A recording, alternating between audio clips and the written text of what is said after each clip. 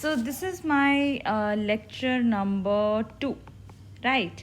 In first lecture we talked about the basic introduction, that what is a living organism, how do you define living organism. Now see, there are large number of, when we say living organism, right, and there are large number of living organisms which are present on our earth. We know that is everybody knows. The number and types of organism, they are not same, right, they are different. So the number and types of organisms which are totally present on earth, that term is known as biodiversity. And you know that there are lots of diverse different kinds of organisms, they are present on our earth. So every organism but has a very special name, a very specific name, and this name is accepted all over the world. ऐसा कोई organism नहीं है जिसके बारे में हम, जिसका name हमें नहीं पता है. देयर हो सकता है हमें ना पता हो, but usually that it is every organism whose specific name is well defined, right, scientifically well defined all over the world. But it is not an easy process. These names, they are described, they are given on the basis of certain rules. Now the question which is even come to your mind, which always comes in everybody's mind, which rules, who gave these rules. So basically what happened is, the process of giving standard, or you will say scientific names to organisms is called nomenclature. Nomenclature hota hai giving names to particular organism. So that process in which a particular scientific name or standard name is given to the organism, this is called nomenclature. Who gave these names? There are two nomenclature societies, that is ICBN and ICZN, right? International Code for Botanical Nomenclature means to the plants. International Code for Zoological Nomenclature means for them to the animals. So these societies, these two codes, international societies, they give the scientific names on the basis of certain principles and criteria. Again, listen to me very carefully. The process of giving standard or scientific name to any organism, this process is called nomenclature, and these were given by societies, that is ICBN and ICZN, that is the International Code for Botanical Nomenclature and International Code for Zoological Nomenclature. And these names, these scientific names, they are based on specific rules, they are based on specific principles, they are based on specific criteria, which are given by these two international codes. Now what are the rules? Very very important.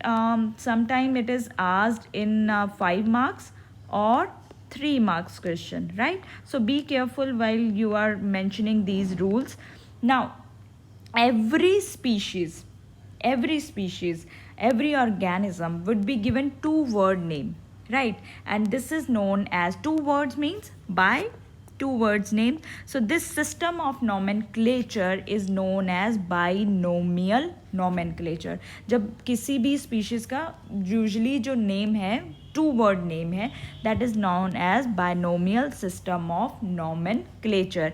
And this binomial system, in which every species, every organism is described with the with the 2-word, basically 2-word naming system. This was given by Carolus Linnaeus.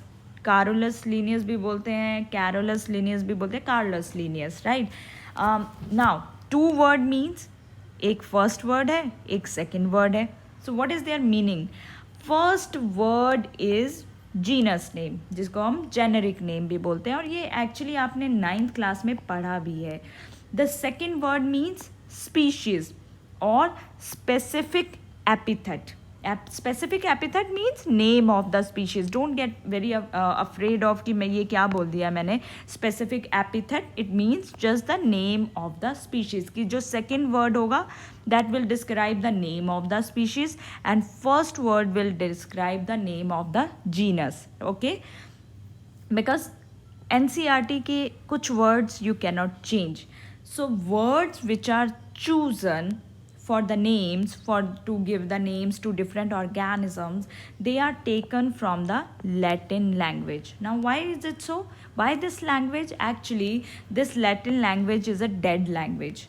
This is no longer in use. बच्चों को पता ही नहीं होता है. Many students they do not have idea कि ये क्यों. दे जस्ट रट्टा लगाते हैं वो कि लैटिन लैंग्वेज से लिया गया है इन वर्ड्स को. But why? Because this is a dead language, और इस लैंग्वेज को there is now no modification will be there.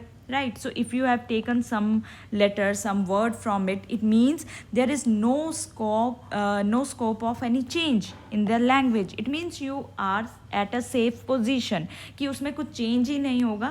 That will be the permanent one.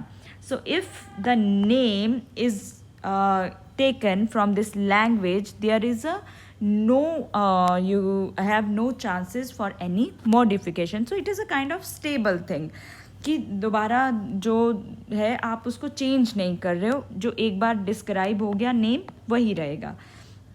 when you type these names, these scientific names, it should be in the italics. But when you are writing them handwritten, then it should be compulsory underlined. For example, Panthera tigris. इसमें Panthera is genus and Tigris is species. Means this is the scientific name of a tiger and what is the rule to write it? Because आप hand written लिख रहे हो तो I will underline it.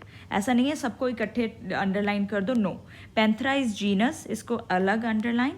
Tigris is species और specific epithet, इसको अलग underline. Now just look at it carefully. Genus starts with capital letter.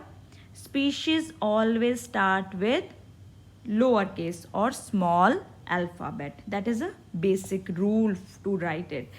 The name should have more than 3 alphabets but less than 20. ये usually ये point हम कभी भी mention नहीं करते हैं. Many of the students ignore this. The name, जो scientific name है, जो generic and specific name है, that should be more than 3. That name should have more than 3 alphabets. I'm talking about alphabets, okay, not the words. But less than 20. Less than 20 क्यों? ताकि it will be easy to even remember it. The name of the author in an abbreviated form is written always after the specific epithet, like Homo sapiens Lin. What does this mean? Lin is the name of the scientist. Short form में लिखते हैं हम इसको, abbreviation form में. Lin means this indicates that this Homo sapiens, this species was first described by Linnaeus. So that is why we have written here Lin. In the scientific name is always, a scientist name is always written in the abbreviated form but after the specific epithet. So what are the rules? That every species would be given 2-word name. First is generic, then is the species, and if the name is typed it should be in italics and otherwise it should be underlined. Panthera tigers, always the first word is capital, the species is lowercase. The name should have more than 3 alphabets but less than 20. The name of the author, that is written in the abbreviated form after the specific epithet or after the species name. So these are the rules, and it was first described by Carlos Linnaeus, right? So this is our about the nomenclature. The next we will talk about the identification as well as the taxonomy categories in the detail from this chapter.